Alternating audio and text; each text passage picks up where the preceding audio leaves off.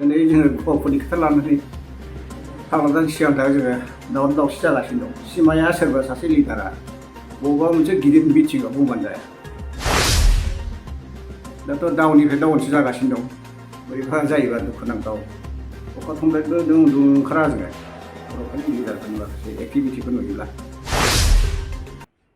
जोंथ' गोदोनिफ्रायनो जोङो आन्दलन खालामनाया जरित दं। दानि मोनसे दावराव दावसि जाबाय थादों। नोङो कुइसनखौ खालामदों। बर'फोरनि सिमाफ्राबो दासिमबो बिएसि, बिटिसि, बिटिआर दिनैसिमबो सिमाफ्रा थिग जायाखै। बे सिमा आरो डिपार्टमेन्टफ्रा मानो थिग जायाखै? बेवहाय गोबां सिन्था धारना दङ। खिन्थु जोंनि लिडारफ्राबो दासिमबो गोरों गोरा दंब्लाबो बहुद लेक्सारार प्रफेसरफोर दं। बिथांमोनहा माखासे जोंनि लिडारफोरखौ साजेसन होनो रोङाखै।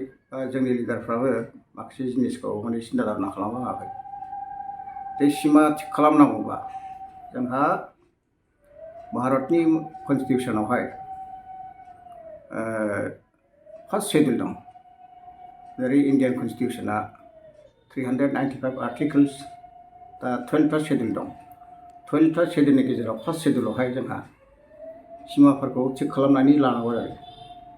फार्स्ट शेड्युलाव जोंहा जेनेबा मोनसे स्टेट जायोबा एस पार आर्टिकल्स 2, 3, 4 बेफोरखौ जों सिन्था धारना खालामनांगौ। बेवहाय नोङो मोनसे रायजो मोनोबा मोनसे इउनियन टेरिटरि जायोबा सिमाफोरखौ थिग खालामनांगौ। थिग बिदिनो जोंहाबो दिनै काउन्सिल मोनबाय, एग्रिमेन्ट जानानै जोङो काउन्सिल जाबाय। गभर्नमेन्ट अफ इन्डिया, आसाम सरकारा जोंनो मोनसे एग्रिमेन्ट खालामनानै मोनसे सिमा निर्धारित खालामनानै होदोंमोन। सिमाफोरखौ थिग खालामना होदोंमोन। सानजाहा उमुक दं, साहा उमुक दं, सोनाबहा उमुक दं, खोलाहा उमुक दं होननानै जोंनो सिमाखौ थिग खालामना होदोंमोन। नाथाय बे बेलायावहाय दिनैहाय सिमाखौ थिग खालामना होदोंबाबो पलिटिकेलि जोङो जिअग्राफिक एरियाखौ जोङो थिग खालामना लानो रोङा। दा लानो रोङैनि खारनानो जाहैबाय मा? बे फार्स्ट शेड्युलावहाय नों इन्डियान कनस्टिटिउसननि फार्स्ट शेड्युलाव माखासे नियम निति दं। दा बेफोरखौ जों सिन्था धारना खालामनांगौ आरो। फार्स्ट शेड्युलाव नोङो नोंनि सिमाफोरखौ जेब्लासिम नोङो एमेन्डमेन्ट खालामनो रोङा, एमेन्डमेन्ट खालामनानै लानो रोङा, होमब्लासिम बे सिमाफ्रा केलिमेलि जाबाय थायो आरो। दिनै जोङो गथ'फोरनि खोथा लानानै भारतआ सिगां थाखाय जोङो दावराव दावसि जागासिनो दं। सिमाया सोरबा सासे लिडारा बबेबा मोनसे गिदिर मिथिङाव बुंबानो जाया। चिफ मिनिस्टाराबो बुंबानो जाया। दिनै जोंहा नों गोदोनिफ्राय जोङो मोजां एमएलए लिडार खालामनानै जोङो थिनहरो बिएसिनि आन्दाराव, बिटिसिनि आन्दाराव, बिटिएनि आन्दाराव। दिनैसिमबो बे सिमाफोरनि सोमोन्दै एसेमब्लियावहाय रावबो फुटाब खालामा। मानो खालामा? बिथांमोनहा रोंगौ ना रोङा? मा हिसाबै पाब्लिकफ्रा बिथांमोनखौ नोङो एमएलए बानायना हरखो? बेफोरनि सोमोन्दै बिथांमोनहा मोजाङै क्लियारेसन होनो रोङा। आरो बेराफारसे जोंहा ओरै सिमानि बेलायाव थांबाय। सिमायाव जोङो फार्स्ट शेड्युलाव जोङो सोना लानांगौ, गिबियाव एमेन्डमेन्ट खालामना लानांगौ। दा सिमानि बाथ्राखौ आं बुंथ'ला। दा नै माखासे डिपार्टमेन्टनि खोथा दं। दा 16था डिपार्टमेन्टखौ बिटिसिआ डिसिनो हरफिनबाय होननानै दावराव दावसि जागासिनो दं। बेबो बेबादिनो। दा नोङो डिपार्टमेन्टखौ बा साबजेक्टफोरखौ थिग खालामबा जोंहा बेबो इन्डियान कनस्टिटिउसनाव 7 शेड्युलाव दङ। बेबो 7 शेड्युलावहाय माखासे इउपिसिनि आन्दारावहाय union list, concurrent list, state list होननाय मोनसे लिस्ट दं। बेफोर लिस्टखौ जोङो अबजार्भ खालामनांगौ। दा जेरै बिटिसिआव आवगायावहाय 39 डिपार्टमेन्ट जादोंमोन बिटिसिनि आन्दाराव। बेनि उनाव बोरैबा खालामनानै 40था डिपार्टमेन्ट जाबाय दा।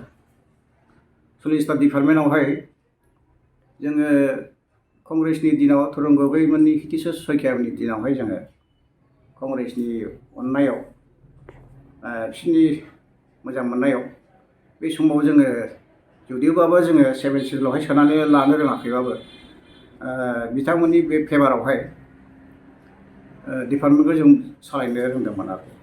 खिन्थु दिनैहाय आसाम सरकारनि माखासे लिडारफ्रा फेभारखौ होदोंमोन। खिन्थु दिनैसिम 7 शेड्युलावहाय बे डिपार्टमेन्टखौ लानो रोङैयाव जोङो पावार एन्ड फांसनखौ जोङो डिपार्टमेन्टनि सायाव जों बाहायनानै लानो रोङाखै आरो। दिनै जोङो नुदों बै माने बिटिसिनि गोजौआवहाय बड'लेण्ड लेजिस्लेटिभ काउन्सिल होननानै लिरदों। Bodoland legislative council. खिन्थु बेखौ सनानि हांखोजोंसो लिरनांगौमोन दा बिथांमोना बेखौ चक पेन्सिलजोंसो लिरना दोनदों बे खामानि गैया आरो ओंखायनो बेखौ पावार एन्ड फांसनखौ मोननोब्ला डिपार्टमेन्टनि सायाव पावार एन्ड फांसनखौ मोननोब्ला 7 सिडुलावहाय सोना लानांगौ आरो 7 सिडुलाव माखासे आर्टिकेल दं बे आर्टिकेलफोरखौ जों सोदांना लानांगौ होमब्लासो जागोन ना दिनै दाबो खालामनो हायो जों गावजों गाव बेखौ बखिलायनानै लाब गैया सोरबा हाग्रामाखौ बखियो सोरबा प्रमद बरखौ बखियो सोरबा सानसुमाखौ बखियो दा बेफोरबायदि जों बखिनानै लाब गैया आरो दा ओंखायनो जोङो